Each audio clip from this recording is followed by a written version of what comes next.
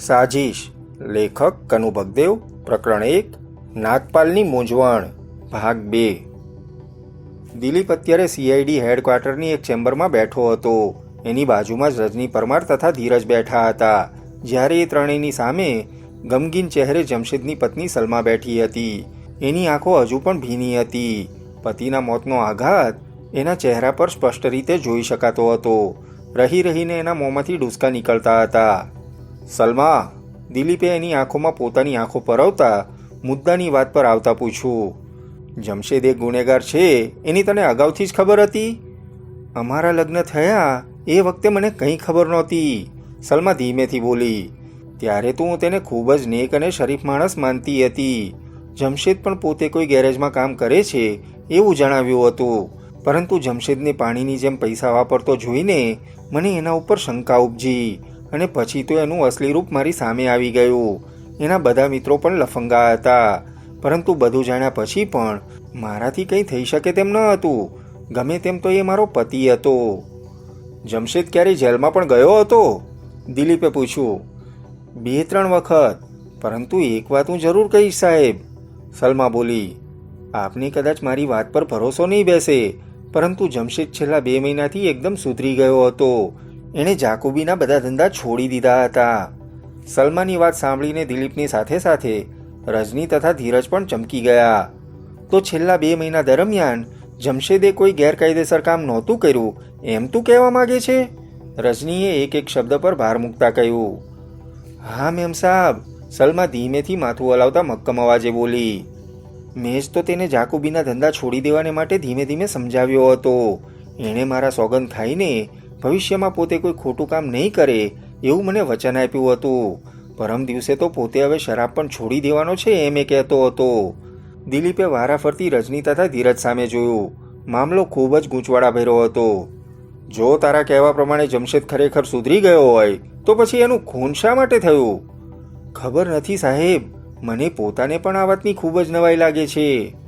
ખેર, દિલીપે સિગરેટની રાખ હેસ્ટ્રીમાં ખંખેરતા પૂછ્યું.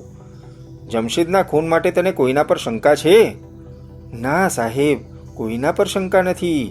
જમશેદ ખૂબ જ નીડર અને હિંમતવાન હતો. એની આજુબાજુના બધા માણસો તેનાથી ડરતા હતા. તેમનામાંથી કોઈ જેને મારી નાખવાની હિંમત કરી શકે એમ ન હતું. અર્થાત ખૂની કોઈ અજાણ્યો જ છે ખરું ને? એ તો હવે મને શું ખબર પડે સાહેબ. દિલીપે સિગરેટના 2-3 કશ ખેંચ્યા. તપાસમાં આગળ વધવા માટે તેને કોઈ કડી નહોતી મળતી. હું એક વાત કહું દિલીપ? સહસા કશુંક વિચારીને રજની બોલી. બોલ, દિલીપે પ્રશ્નાર્થ નજરે એની સામે જોયું. ખૂની જે કોઈ હોય તે, પણ એ ખૂબ જ ચાલાક અને રહસ્યમય છે. અત્યાર સુધીમાં એણે કરેલા 7 ખૂનો તેની અસલી બુદ્ધિમત્તાનો પરિચય આપે છે. તપાસમાં આગળ વધી શકાય એવો કોઈ આધાર કે પુરાવો એણે બાકી નથી રાખ્યો. એટલું જ નહીં, તેને પોલીસનો પણ કોઈ ભય નથી. એટલા માટે જ એણે ખૂન કર્યા પછી જાણી જોઈને ગંજીપત્તાના ગુલામ બેગમ બાદશાહ મૂક્યા છે, જેથી પોલીસને ખાતરી થઈ જાય કે આ બધા ખૂનો એક જ માણસ કરે છે. અલબત્ત આ ગંજીપત્તા મૂકવા પાછળ શું કારણ છે એ હવે તપાસનો વિષય છે. પરંતુ આ બધા ખૂનોમાં એક વાત બિલકુલ સરખી છે, ધીરજ પહેલી જ વાર વાતચીતમાં ભાગ લેતા બોલ્યો. માર્યા ગયેલા 7 જણ ગુનેગાર હતા. હવે સવાલ એ છે કે ખૂની ગુનેગારોના જ ખૂન શા માટે કરે છે? હા, આ મુદ્દો પણ અગત્યનો છે, દિલીપે સહમતિ સૂચક ઢબે માથું હલાવતા કહ્યું. હું માનું છું ત્યાં સુધી માર્યા ગયેલા આ બધા ગુનેગારોને એકબીજા સાથે કંઈક ને કંઈક સંબંધ જરૂર હોવો જોઈએ. રજની, એણે રજની સામે જોયું. તું જમશેદની પહેલાં જે 6 જણા માર્યા ગયા છે તેમના અખબારોમાં છપાયેલા ફોટા લાવીને સલમાને બતાવ. સલમા તેમને ઓળખતી હોય એ બનવા જોગ છે. રજની ઊભી થઈને બહાર નીકળી ગઈ. 10 મિનિટ પછી તે બહુરૂપી ખૂનીની ફાઇલ લઈને પાછી ફરી. ફાઇલમાં કેસને લગતા તમામ દસ્તાવેજો મોજૂદ હતા. ખુરશી પર બેઠા પછી એણે ફાઇલમાંથી થોડા કટિંગો કાઢીને સલમા સામે મૂક્યા.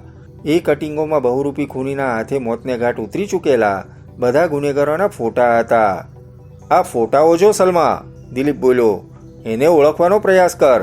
તારી કોઈ પણ પ્રકારની જુબાની અમને તારા પતિના ખૂની સુધી પહોંચાડવામાં મદદરૂપ થઈ શકે એમ છે.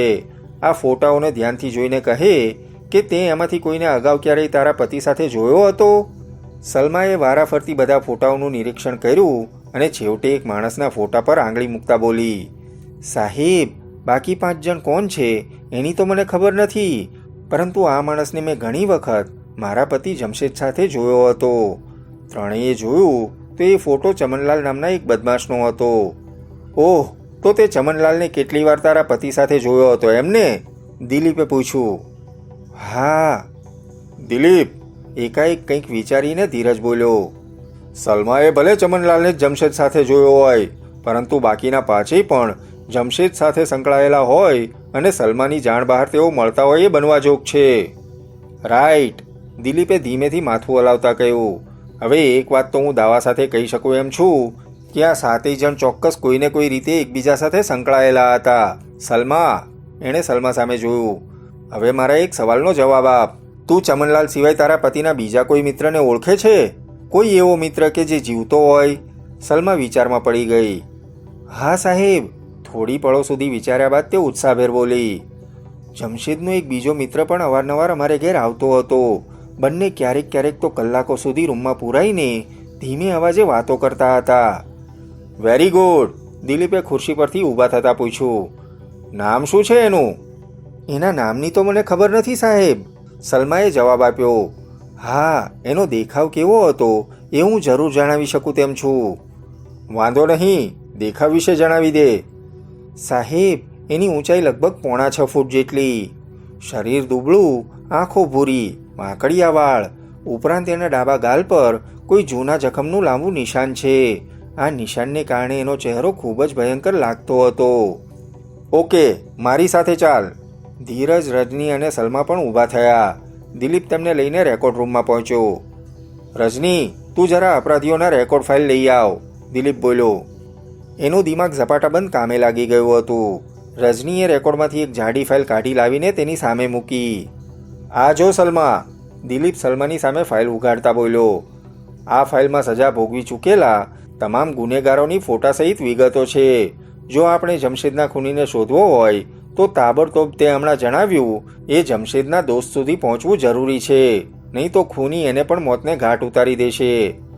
ત્યારબાદ તેઓ ધ્યાનથી ફાઇલ તપાસવા લાગ્યા. સલમા ઝીણવટથી ફાઇલમાં મોજૂદ અપરાધીના ફોટાને એક એક કરીને નિરખતી હતી, પરંતુ આખી ફાઇલ જોયા પછી પણ એમાં તેને જમશેદના મિત્રનો ફોટો ક્યાંય ન દેખાયો. ના સાહેબ, આમાંથી કોઈ નથી, એણે દિલીપ સામે જોઈને નકારમાં માથું હલાવતા કહ્યું. ત્રણેયના ચહેરા પર નિરાશા ફરી વળી. દિલીપે સલમાનો આભાર માનીને તેને વિદાય કરી. હવે દિલીપ સામે એક નવી મુશ્કેલી હતી. આ કેસમાં આગળ વધવા માટે એણે કોઈ પણ સંજોગોમાં સલમાએ જણાવેલ જમશેદના કથિત દોસ્તને શોધી કાઢવો પડે તેમ હતો. છેવટે થાકી હારીને એણે અંધારામાં એક તીર છોડ્યું. એણે વિશાળગઢના તમામ પોલીસ સ્ટેશનોમાં જમશેદના મિત્રના દેખાવનું વર્ણન મોકલીને જો આવો કોઈ માણસ નજરે ચડે તો તાબડતોબ એને અટકમાં લઈને પોતાને જાણ કરવાની સૂચના આપી. એટલું જ નહીં, આ કામ એણે પોલીસ ખાતાના બાતમીદારોને પણ સોંપી દેવાનો આદેશ આપ્યો. દિલીપે અંધારામાં છોડેલું આ તીર આબાદ નિશાન પર ચોંટી ગયું. સાંજના 6 વાગ્યા હતા. દિલીપ હેડક્વાર્ટરમાં રજની તથા ધીરજ સાથે બેઠો હતો. ત્યાં જ અચાનક ટેબલ પર પડેલ ટેલિફોનની ઘંટડી રણકી ઉઠી. હલો, દિલીપે રિસીવર ઊંચકીને કાને મૂકતા કહ્યું. Captain Dilip here. સાબ, જય માતાજી. સામે છેડેથી એક ગંભીર પરંતુ આત્મીયતાથી ભરપૂર અવાજ એના કાને અથડાયો. બાતમીદાર ડબલ ઝેડ બોલું છું. બોલ ભાઈ, દિલીપે કોમળ અવાજે કહ્યું. સાબ, સવારે આપે જે ગુનેગારનું વર્ણન જણાવ્યું છે એને હું બરાબર સારી રીતે ઓળખું છું. શાબાશ, દિલીપ પ્રશંસાભર્યા અવાજે બોલ્યો. કોણ છે? સાબ, એનું નામ અજીત મર્ચન્ટ છે અને તે ધોબીઘાટમાં રહે છે. સરનામું લખી લો. દિલીપે એક પેડ પર સામેથી કહેવાયેલ સરનામું લખી લીધું. ત્યારબાદ બાતમીદારનો આભાર માનીને એણે રિસીવર મૂક્યું ત્યારે એના ચહેરા પર 1000 વોલ્ટના બલ્બ જેવી ચમક પથરાઈ ગઈ હતી. એણે ફોન પર થયેલી વાતચીતની વિગત રજની તથા ધીરજને જણાવી દીધી અને પછી પળનોય વિલંબ કર્યા વગર એ બંનેને લઈને પોતાની કારમાં ધોબીઘાટ તરફ રવાના થઈ ગયો. 20 મિનિટમાં તેઓ ત્યાં પહોંચી ગયા. ધોબીઘાટ વિશાળગઢનો એક બદનામ વિસ્તાર હતો. આ વિસ્તારમાં મોટા બદમાશો જ વસતા હતા. અહીંના બધા મકાનો કાચા અને ઝૂંપડપટ્ટી જેવા હતા. બહુમાળી ઇમારતો પણ જૂની અને ખખડધજ હતી. અહીં નજીવી વાતોમાં પણ છુરી ઉછળતી હતી. ઉપરાંત આ વિસ્તારની સૌથી મોટી ખાસિયત એ હતી કે આખા વિસ્તારમાં નાની મોટી ગલીઓની ભૂલ ભૂલામણી ભરેલી ઝાડ હતી. દિલીપ રજની તથા ધીરજને લઈને સાંકડી ગલીમાં આવેલ 3 માળની એક જૂની ઇમારત પાસે પહોંચ્યો. અગાઉ કેટલીય વખત તે અહીં આવી ચૂક્યો હોવાથી આ વિસ્તારથી થોડો પરિચિત હતો. ચારે તરફ શોર મચેલો હતો. ક્યાંકથી બાળકોનો શોર ગુંજતો હતો. કોઈક મકાનમાં જોર જોરથી ટેપ વાગતું હતું તો ક્યાંકથી ટીવીનો અવાજ ગુંજતો હતો. ત્રણેય ઇમારતના ગ્રાઉન્ડ ફ્લોર પર જ આવેલ 6 નંબરના રૂમ પાસે પહોંચ્યા, પરંતુ રૂમના દરવાજા પર તાળું મારેલું જોઈને તેમના ચહેરા પર નિરાશા ફરી વળી. અજીત ક્યાંક બહાર ગયો લાગે છે, રજની ધીમેથી બબડી. ક્યાં ગયો હશે? કોઈક પડોશીને પૂછીએ. ધીરજ બાજુની રૂમ તરફ આગળ વધ્યો. એ જ વખતે રૂમનો દરવાજો ઉગાડીને મેલા ગેલા વસ્ત્રોમાં સજ્જ એક યુવતીએ બહાર ડોક્યું કર્યું. એના હાથમાં 6 મહિનાનું એક બાળક તેડી રાખેલું હતું. આ તમારી બાજુમાં રહેતો માણસ ક્યાં ગયો છે એની તમને કંઈ ખબર છે? ધીરજે પૂછ્યું. તમે અજીતની વાત કરો છો? હા. મને ખબર નથી, યુવતી રૂક્ષ અવાજે બોલી. એ તો 24 કલાકમાંથી 20 કલાક બહાર જ હોય છે. ક્યારેક જ અહીં આવે છે. જ્યારે જોશો ત્યારે તાળું જ મારેલું હશે. શું એના ઘરમાં બીજું કોઈ નથી? ના. એણે લગ્ન નથી કર્યા? લગ્ન કર્યા હોત તો આ રીતે રૂમ પર તાળું હોત ખરું. અને આમે કોનું માથું ફર્યું છે કે એ નાલાયક સાથે લગ્ન કરે? યુવતી છણકો કરતા બોલી. હરામખોર જ્યારે જુઓ ત્યારે આજુબાજુની રૂમમાં ડોકીઓ કરતો હોય છે. જાણે અહીં રહેતી બધી સ્ત્રીઓ એની પરણેતર હોય એવું વર્તન કરે છે. પરમ દિવસે જ મારે એના ગાલ પર તમાચો મારવો પડ્યો હતો. બસ ત્યારનો તે ગયો. હજુ સુધી એનું થોબડું મને નથી દેખાયું. ધીરજના ચહેરા પર નિરાશા છવાઈ ગઈ. એ પાજી વિશે બીજું કંઈ પૂછવું છે? ના. તો પછી નમસ્તે, કહેતાની સાથે જ યુવતીએ જોરથી દરવાજો બંધ કરી દીધો. ધીરજ નિરાશ ચહેરે થોડે દૂર ઊભેલા દિલીપ તથા રજની તરફ આગળ વધ્યો. એ બંને બધું સાંભળી ચૂક્યા હતા. આ સ્ત્રી તો જબરી ભારાડી નીકળી, ધીરજ બબડ્યો. સીધા સવાલોના પણ જલેબીના ગૂંચળા જેવા જવાબ આપતી હતી. એણે જિંદગીમાં ઘણી થપાટો ખાધી લાગે છે. એને હવે પડતી મૂકો, રજની બોલી. અજીત વિશે બીજા કોઈને પૂછીએ. તેમણે આગળ વધીને 2-3 જણને અજીત વિશે પૂછપરછ કરી, પરંતુ બધાએ એવો જ જવાબ આપ્યો કે અજીત ભાગ્યે જ પોતાની રૂમમાં હોય છે. ક્યારેક તો કેટલાય દિવસો સુધી નથી દેખાતો. હવે એક જ ઉપાય છે, દિલીપે વિચારવશ અવાજે કહ્યું. આપણે મોડી રાત્રે અહીં આવીને અજીતની રૂમ પર ત્રાટકવું પડશે, ત્યારે જે આપણા હાથમાં આવશે. પરંતુ અજીત મોડી રાત્રે પોતાની રૂમમાં જશે એ વાતની શી ખાતરી છે? ધીરજે પૂછ્યું. કોઈ ખાતરી નથી, પણ પ્રયાસ કરવામાં આપણું શું જાય છે? ઓકે. ત્રણેય વાતો કરતાં કરતાં કાર પાસે પહોંચ્યા. એ જ વખતે સંજોગોએ એક અણધાર્યો વળાંક લીધો. રજની અને ધીરજ કારમાં બેસી ચૂક્યા હતા. જ્યારે દિલીપ ડ્રાઇવિંગ સીટ પર બેસવા જતો હતો ત્યાં જ અચાનક એની નજર સામે સડક તરફથી આવતા એક શખ્સ પર પડી. એ માનવીના વાળ વાંકડિયા હતા, આંખો ભૂરી હતી અને ડાબા ગાલ પર કોઈ જૂના જખમનું નિશાન હતું. એનું શરીર દુબળું હતું અને ઊંચાઈ આશરે 6.5 ફીટ જેટલી હતી. અજીત મર્ચન્ટ, દિલીપ ઉત્સાહભેર બોલી ઉઠ્યો. અજીત તેમનાથી અજાણ મસ્તીથી સિસોટી વગાડતો તેમની તરફ ચાલ્યો આવતો હતો. અજીતનું નામ સાંભળતા જ રજની અને ધીરજ કારમાંથી ઉતરી આવ્યા. ત્રણેય લાંબા ડગ ભરતા અજીતની પાસે પહોંચીને ઊભા રહ્યા. અજીત? દિલીપે એની આંખોમાં પોતાની આંખો પરોવતા કહ્યું. પળવાર માટે અજીત ડગાઈ ગયો. હા બોલો, મારું નામ જ અજીત મર્ચન્ટ છે, એ બોલ્યો. અમે CID ડિપાર્ટમેન્ટ તરફથી આવીએ છીએ. તને થોડી પૂછપરછ કરવાની છે, અમારી સાથે ચાલ. CID? અજીત મર્ચન્ટની બધી મસ્તી કપૂરની જેમ ઉડી ગઈ. એણે પળવાર માટે કશું વિચાર્યું અને પછી એકાએક જ પીઠ ફેરવીને પૂરેપૂરી તાકાતથી દોટ મૂકી. ખબરદાર અજીત, દિલીપ જોરથી બરાડ્યો, પરંતુ એના બરાડાની અજીત પર કોઈ અસર ન થઈ. દિલીપ પણ એની પાછળ દોડ્યો. રજની તથા ધીરજે પણ તેનું અનુકરણ કર્યું. આ નંગ છટકવો ન જોઈએ, દોડતા જ દિલીપે ઊંચા અવાજે કહ્યું. પરંતુ અજીતને જાણે પાંખો ફૂટી હોય એમ તે સ્ફૂર્તિથી દોડતો હતો. પછી દોડતો જ તે એક સાંકડી ગલીમાં ઘૂસી ગયો. એની પાછળ દિલીપ પણ ગલીમાં પ્રવેશ્યો. આ દરમિયાન એણે ગજવામાંથી પોતાની રિવોલ્વર ખેંચી કાઢી હતી. અજીત, એણે ધમકીભર્યા અવાજે કહ્યું. ઊભો રહે, નહીં તો હું તને શૂટ કરી નાખીશ. જોકે આ માત્ર ધમકી જ હતી. એ કોઈ પણ સંજોગોમાં ગોળી નહોતો છોડવાનો. ગોળી છોડવાથી કોઈ લાભ નહોતો. એ તો અજીતને જીવતો પકડવા માંગતો હતો. પરંતુ દિલીપની ધમકીની પરવા કર્યા વગર અજીત દોડતો દોડતો તરત જ બાજુની ગલીમાં ઘૂસી ગયો. એ ગલી વધુ સાંકડી હતી. દિલીપે પીઠ ફેરવીને જોયું તો રજની અને ધીરજ એની પાછળ જ દોડતા આવતા હતા. દિલીપ તાબડતોબ અજીતની પાછળ પાછળ બીજી સાંકડી ગલીમાં પ્રવેશ્યો, પરંતુ ગલીમાં પ્રવેશતા જ એના આશ્ચર્યનો પાર ન રહ્યો. અજીત ગલીમાં ક્યાંય નહોતો. તે કંઈક જાદુના જોરે જાણે કે ગુમ થઈ ગયો હતો.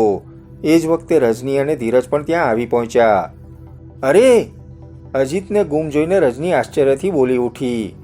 અજીત અચાનક ક્યાં ગાયબ થઈ ગયો? દિલીપ પોતે પણ આશ્ચર્યચકિત થઈ ગયો હતો.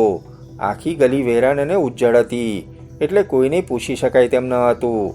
એ ગલી વચ્ચેથી જ બે દિશામાં ફંટાઈ ગઈ હતી, જ્યારે એક માર્ગ સીધો હતો, અર્થાત 3 દિશા હતી. અજીત 3માંથી કોઈ પણ દિશામાં જઈ શકે તેમ હતો. હવે શું કરીશું? ધીરજ બબડ્યો. હવે એક જ ઉપાય છે, દિલીપ બોલ્યો. તમે બંને આ ડાબી જમણી ગલીમાં જાઓ, હું સામેની દિશામાં જાઉં છું. ઓકે. એક વાત ખાસ યાદ રાખજો, એ કોઈ પણ સંજોગોમાં ન છટકવો જોઈએ. એને કોઈ પણ ભોગે જીવતો જ પકડવાનો છે. રજની અને ધીરજ ડાબી જમણી ગલીમાં ચાલ્યા. દિલીપે સીધો જતો માર્ગ પકડ્યો હતો, પરંતુ એ માર્ગ બહુ લાંબો નહોતો. 100-150 ડગલા ચાલતા જ તે ડાબી તરફ ફંટાઈ જતો હતો. આ વિસ્તારમાં ખરેખર ગલીઓની ભૂલભુલામણી ભરેલી માયાજાળ હતી. એક ગલી પૂરી નહોતી થતી ત્યાં જ બીજી ગલી શરૂ થઈ જતી હતી. દિલીપ બીજી ગલીમાં વળ્યો ત્યાં જ એકાએક એણે એક માનવ આકૃતિને એક અન્ય સાંકડી ગલીમાં ઘૂસતી જોઈ. એની સમસ્ત ઇન્દ્રિયો સજાગ બની ગઈ. આકૃતિની એણે એકમાત્ર ઝલક જ જોઈ હોવા છતાંય તે અજીત મર્ચન્ટ છે એવું તેને લાગ્યું. દિલીપ આંધીની જેમ દોડીને એ ગલીમાં ઘૂસ્યો. એનું અનુમાન સાચું હતું. એ માનવી અજીત જ હતો. ઊભો રહે અજીત! દિલીપ એની સામે રિવોલ્વર તાકીને જોરથી બરાડ્યો. ઊભો રહી જા! પરંતુ અજીત જાણે કે બહેરો બની ગયો હતો. દિલીપે એના માથાથી 1 ફૂટ અદ્ધર હવામાં ગોળી છોડી અને ત્યારબાદ વાઘની જેમ છલાંગ મારતો અજીત તરફ ધસી ગયો. અજીતે પીઠ ફેરવીને જોયું તો એનું કાળજું મોંમાં આવી ગયું. દિલીપ અને તેની વચ્ચે હવે થોડા ડગલાનું જ અંતર બાકી રહ્યું હતું. તું બચી નહીં શકે અજીત! દિલીપ ફરીથી બરાડ્યો. એ ગલી આગળ પુનઃ એક તરફ વળતી હતી. અજીત જાણે યમરાજા પાછળ પડ્યા હોય એમ આંધીની જેમ દોડીને એ ગલીમાં વળ્યો. પરંતુ ગલીમાં વળતા જ સામેથી પૂરપાટ વેગે આવતા એક મોટરસાયકલ સાથે જોરથી અથડાયો. ટક્કર એટલી જોરદાર હતી કે તે ફૂટબોલની જેમ ઉછળીને ગલીમાં દૂર જઈ પડ્યો. સાથે જ એની દારૂણ ચીસ ગલીના એક ખૂણાથી બીજા ખૂણા સુધી ફરી વળી. એ જ વખતે રજની અને ધીરજ પણ ત્યાં આવી પહોંચ્યા. ગોળીનો અવાજ સાંભળતા તેઓ સમજી ગયા હતા કે દિલીપે અજીત મર્ચન્ટને શોધી કાઢ્યો છે. બીજી તરફ મોટરસાયકલની ટક્કર ખાઈને ઉથલી પડેલા અજીતની ચેતના લુપ્ત થઈ ગઈ હતી.